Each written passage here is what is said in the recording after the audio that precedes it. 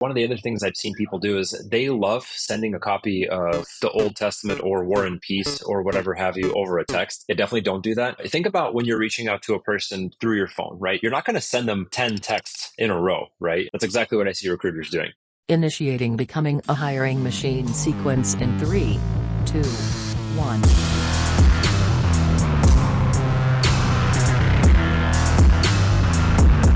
Hey everyone, it's Sam Keenley, and welcome to Becoming a Hiring Machine. This is the show dedicated to fixing recruitment by going beyond saying what needs to change and instead teaches you how to make the change. Today, we have an amazing trending topics episode ahead of us, but before we get into that, I want to tell you a little bit about the show. Essentially, we have shows within the show. Sometimes we're going to have interviews with industry leaders and others who are shaking up the space, and they're going to teach you how to do something that they do that's helped them be successful. Sometimes, like today, we're going to cover trending topics, items that recruiters are talking about or will be very soon and what that means for them. Every Tuesday, we're going to drop a Tactical Tuesday episode where we go deep on how to do something that will help drive better results in your day-to-day. Every now and then, we'll open it up for Q&A. Listeners can drop in questions that they'd like to hear us take on. If you have those, send them over to podcast@loxo.co. And lastly, occasionally you're going to hear a mic drop episode from Matt where he shares something that's been bouncing around in his head about the recruitment space and things you need to know about. So enough of the rambling there. Excited to get into this episode today. So as you may or may not be aware, on July 12th, it was actually just pushed out. It was supposed to be today, I believe. There is going to be a shutdown of unregistered 10 DLC A2P messaging. What the heck does that mean? What does that stand for? All that we're going to get into. The long story short of it is that messages sent to any candidates, recruiters, others are going to be subject to a gradual increase of message blocking if it's unregistered. So today I've got our Loxo CTO, Ilia Cheishvili. We're going to talk about what this means for recruiters and the potential impact to your outreach efforts. So Ilia, excited to have you here. I know that you're going to be able to speak to this a heck of a lot better than I will be able to. I'm excited to be here with you. Love it. So yeah, essentially what's going on? Could you give me a little bit of background to like what this all is? Why is this coming to a head now? What it means and all of that? Yeah, and 10 DLC in particular, that's a phrase that we use in the United States. It's a 10-digit phone number, the ones that we've been using since the 90s when they switched over all the local numbers to have an area code in front of them. I'm old enough to remember that, right? I'm just coming off the very tail end of the rotary phone era. I really enjoyed having those. So now people have been, as you know, anytime there's a marketing or a sales channel, people eventually will saturate it until it's ruined. And normally what ruins it is not just the sheer volume and the spamming and the things that nobody wants to be reached out to with, but unfortunately in this case it's scams. And everyone has been or knows someone or is somewhat adjacent to someone, some scam on some level. Normally there's a warrant out for your arrest, or we're trying to reach you about your car's extended warranty, or whatever it is. There's a lot of that goes on, and it has been going on for a long time. And I think people are tired of it to the point where there's been enough pressure put on telecom companies and governments that they've responded. You can see there's equivalent laws going in place throughout the world. Obviously, we're very focused on the United States because that is our primary market. And what it means is that now if you want to text someone from a phone number and it's not your personal mobile device, you really need to tell the phone company, this is the kind of messaging that I'm going to be doing. These are examples of messages that I will be sending. Here are my use cases. Here's information about me and my business and how to get a hold of me. And it becomes a very formalized process. And like I said, the reason we have to do it is because there has been such a high volume of scams and spamming that goes on via text. Fun. Well, blessing and a curse, right? I mean, I look at my phone. I've got a running joke at this point with my wife. She'll look at my phone. She hears it vibrate. She goes, is that another spam call, robocall? I'm like, yeah, it is. So, yeah, that's the good side is that'll help with that. But the downside is for recruiters, it's going to make it harder for them to leverage a channel that has often worked really well in getting in touch with candidates or customers that they work with if they're on the agency side. So when you translate this use case over to recruiters specifically, are there any laws that they need to be aware of or regulations so that they can either continue to use this or that they don't end up getting some type of fine or notice that they've been doing something wrong? What I've been telling people so far is the regulation is complex and straightforward at the same time, right? Because I think, unfortunately, a lot of times when things do get regulated, people who are doing the regulating don't fully understand what they're trying to control. It's a very common thing. And that's why there's this dialectic dance between private and public sectors. We all try to collectively figure out what's going on. It's very indicative that the date has been pushed back for almost 2 years now, when they wanted to turn this on, because clearly they thought at the very beginning, well, we know exactly what we need to do, right? We just need to like turn certain traffic off, make everyone register, and that's it. And of course, the real world is 5,000 shades of gray, and it's way more complex than anyone gives it credit for.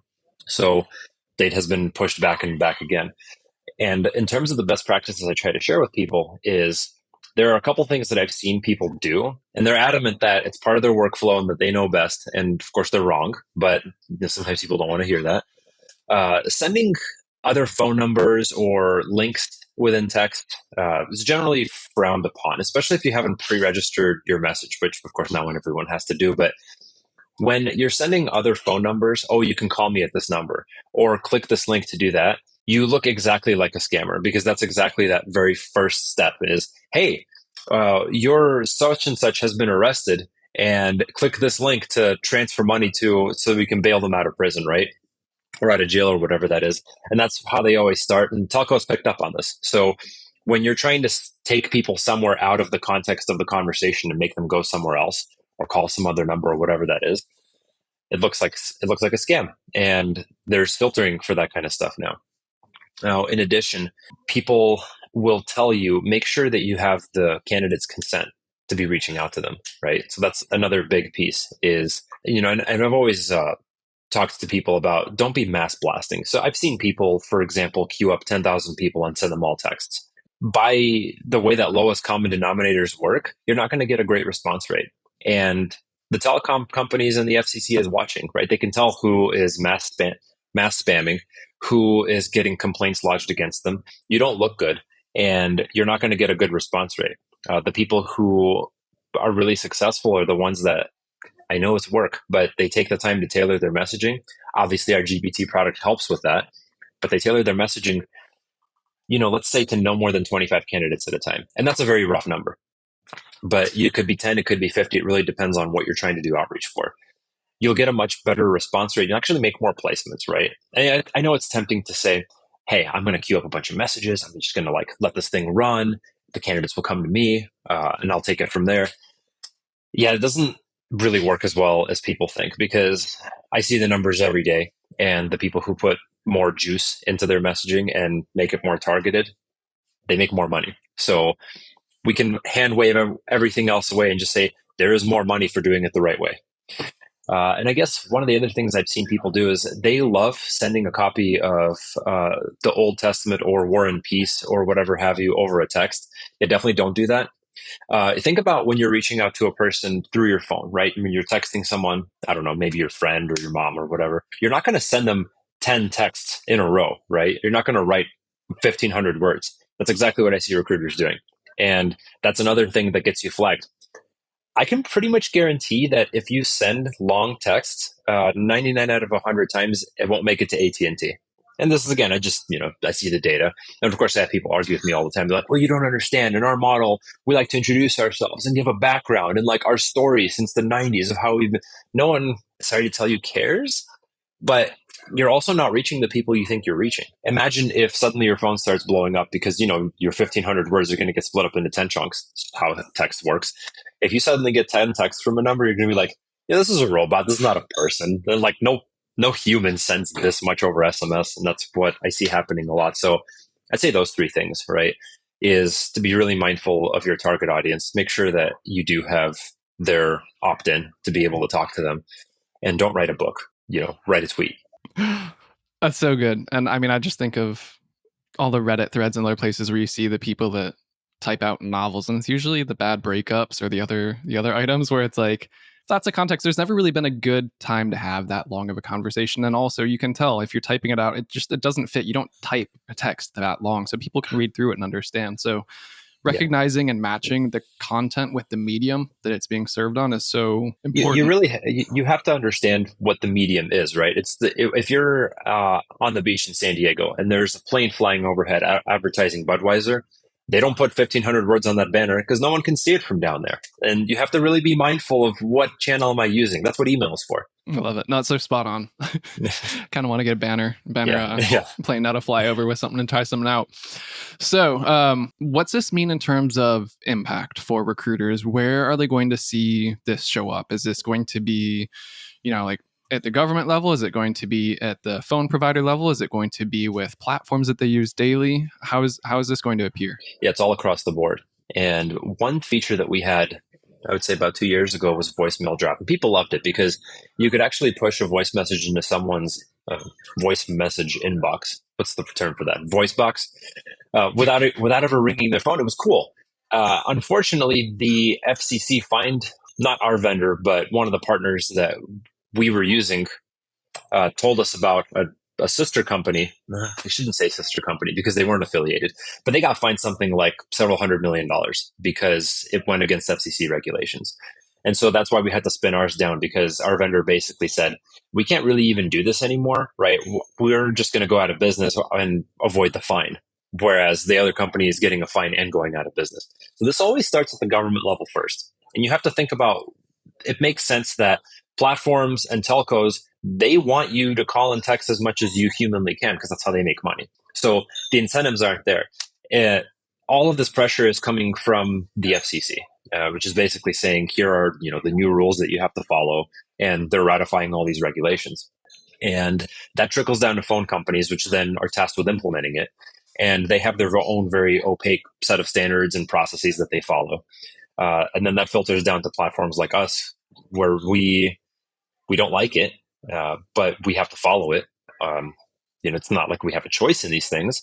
And we try to pass along those best practices to our customers, our partners, and to tell them, here's the registration that we need to fill out, here's the guidelines that we need to follow, and so on and so forth. Interesting. So this isn't Loxo specific. I mean, this is going to impact any outreach platform that you might be using for phone, SMS services. Like you can't escape it, essentially. Yeah, and the thing is that if it doesn't impact that platform, like let's say you're using some fly-by-night platform, the thing is it becomes dangerous because then at some point you end up absorbing some of that legal risk. Like there's a reason that we use, well, to use an enterprise term, best of breed vendors. It's because regulations are no joke, right? And you might think, oh, what's the big deal as long as you don't get caught? Well, people have been getting caught and they've been getting huge fines. And so that's the point at which the game stops and you have to do it for real. What's going to happen is anyone who doesn't follow the playbook, the regulations, the guidelines that's being set forth by the government, you either are, or very quickly you'll find that platform just goes away, because this is not like an optional thing. This is like, hey, I'm going to go and try to fly without a passport internationally. You're not going to get very far. And if you do it, it was accidental and someone will find you out and then you won't. Yeah. So basically, if you haven't heard yet from the platform you're using for your outreach, that should be a flag in and of itself. You might want to talk to them and say, hey, what do you know about this? What are your best practices? Is there anything that I should be preparing for? And if you haven't heard of that, they might not be doing anything. So again, something for you to keep in the back of your mind so you can protect yourself at the end of the day with it. So I guess like not devil's advocate, but the flip side of it, what happens if you don't adopt it? Like some common objections to this might be like, we've always done it this way. Like how far will that get you? The people who want to find out what happens, they should just try not paying their taxes for a few years, and then it's kind of the same outcome, right? We don't get a choice as to whether we get to participate in these systems or not. It's if you want to have a hand in the market, the FCC is saying these are the laws you have to abide by, and these are the regulations that you have to adhere to. Or a couple of things that they are doing. They're letting this kind of transition gracefully, where what will happen is, obviously, we're getting close to a point where unregistered traffic is getting cut off. But until then, fees just go up. So how, let's say that you're the type of person like, well, our business model is predicated on being able to send 2,000 texts a day. I'm like, does that still work if it costs $1 per text, right? Because suddenly that's a very expensive subscription. You can't expect people to just absorb that cost for you. That's usually not how, business people, they find those pretty quick. They're like, well, why did our costs 10x real quick? Let's pass that along. Or they turn the service off. So I think sometimes the government doesn't even have to use the legal stick. They can just use a monetary stick. And people, it incentivizes certain behavior or disincentivizes it. And I want people to also realize that this is not just a United States thing. This is a global thing, and we're kind of slow on this, I would say. Uh, I can name off, let's say, for example, Malaysia, Hong Kong, Japan, the UK. We can go on, right? There's a definitive list that we maintain. But these are countries that are no longer, for example, accepting international texts, right? So as of, I think it's either this or next month, if you try to text someone in the UK, just SMS, right? And you have a US based number, it won't make it. And you won't even know it didn't make it because it just gets silently dropped and filtered. No wonder everyone uses WhatsApp on the other side of the pond, right? But I would even say WhatsApp is a good example of where things will eventually head because everyone knows it's owned by Meta, aka Facebook. And they make you, the way that WhatsApp integrations all work is you have to pre-register all the messages that you're going to send. Stop me if this sounds familiar. But the way that that works is they say like, here are the canned messages you literally are allowed to send. And this is why there's no spam on the platform, because if they don't approve it, it doesn't get on the platform. And then, yes, you can have whatever conversation you want with a person once they respond. 24 hours goes by, you're back to canned messaging. And I would expect to see more and more of that. And eventually, we can discuss this in the future as well. There's going to be more and more regulation that comes to email in addition. We all know how much everyone struggles with spam. I've worked with some of our partners that really struggle with it, and unsurprisingly so, because the same kinds of things are coming to email. Probably not now. I think phones are a bigger priority, but eventually.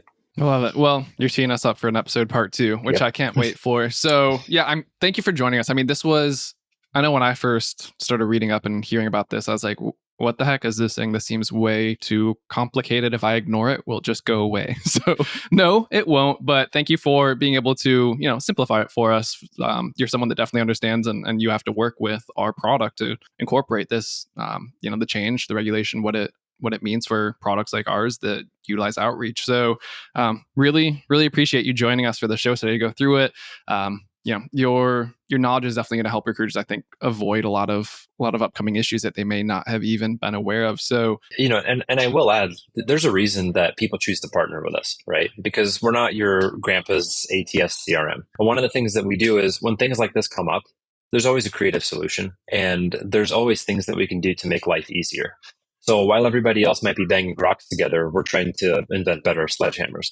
And to that point is we're watching this pretty closely. And if it gets to a point where it becomes really painful and they end up ruining the SMS medium, there's obviously things that we can do to make it so that we can take a look at things like, oh, you have a mobile device. Why couldn't we put some automation around that? So now it's, still coming from you, but you're not having to type everything out by hand, and you're still getting a reasonable volume out. And it sidesteps the regulations that are programmatic messaging. Yeah. There's things we can do to be helpful while still being respectful of the law and making sure no one gets in trouble. That's why we're the best partner to have it on your side of the, what is it in the boxing ring, in your corner, right? That's the expression. Mm-hmm. Yep. Yeah. I love it. So yeah, I mean, what's the title of this episode at this point? We're in your corner. We're not your grandpa's ATS CRM, or what 10 DLC A2P means for you. Yeah. I think we'll defer on that last one, but no, this was perfect. Definitely helped. So really appreciate you joining again. This was a trending topic episode with Ilia. Until next time.